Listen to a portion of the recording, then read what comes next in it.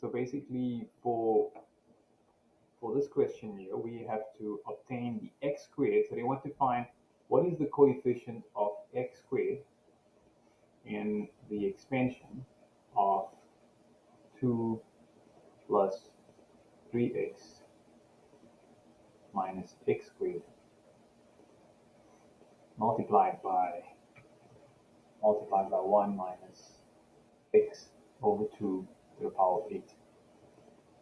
So we're going to use the binomial expansion. We want the x squared term. Now remember, when you multiply this, these two terms in there, the 2 can multiply by some term with x squared, right?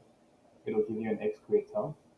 The 3x can multiply by a term that will have x in it. And that'll give you an x squared term, right? Some coefficient, obviously, x squared term. And the x squared term can multiply by a constant, some number x to the power of naught. And if I multiply that, I'll end up with x squared terms. And then I'll have to add up all of those terms to get the final x squared term in that expansion. So what I need from this here is I need ascending powers of x for this, which means I'm going to expand that bracket, keep this bracket as is, and I'm just going to expand that bracket over there. So it's going to become 2 plus 3x minus x squared.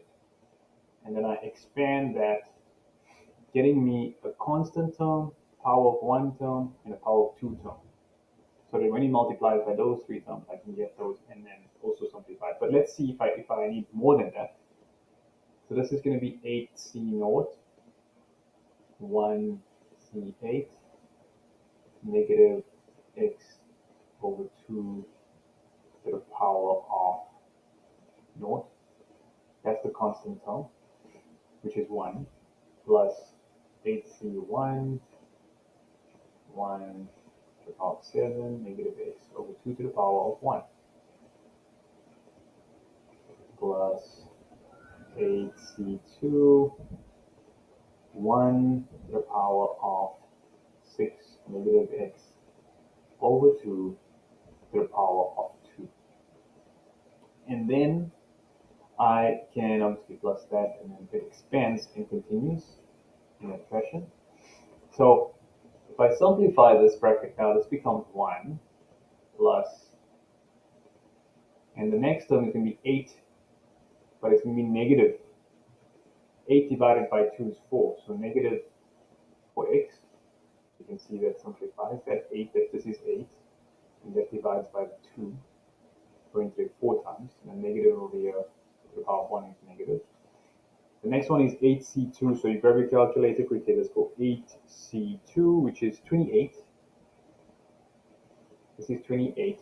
This is 4, right? That's 28 divided by 4 is 7, and plus. So plus 7x squared. Now I've got ascending powers of x. There will be no other constants. There will be no other x terms or x squared terms in this bracket. When I multiply it by this, I basically I'm going to take that constant, multiply it by that constant. Now remember, that's going to give me a constant. I don't want the constant. I want x squared, right? So if I take this and I multiply it by the x squared term, you can see that's going to get me 14x squared at some point in my expansion. 3x multiplied by this is going to give me negative 12x squared at some point in my expansion. And this is also going to get me negative x squared at some point in this expansion. If I multiply this by any other term, if I multiply x by any other term, I'm not going to get x squared. So which means these are the 3 terms that I'm looking for over here. So my x squared term, my first one's going to be negative 12, with the one that I multiplied by x squared. The 2 multiplied by x squared became 14x squared. So that became 14x squared over there. And then the next one, which is 3, it was multiplied by the x terms. So that's negative 12. That's that coefficient. And then negative x squared, we have this negative x. So 14 minus 12 is 2. 2 minus 1 is 1. So the coefficient of x squared is 1. All right, then it's basically how we would expand that over there. Do me a favor, yeah, and that's it actually.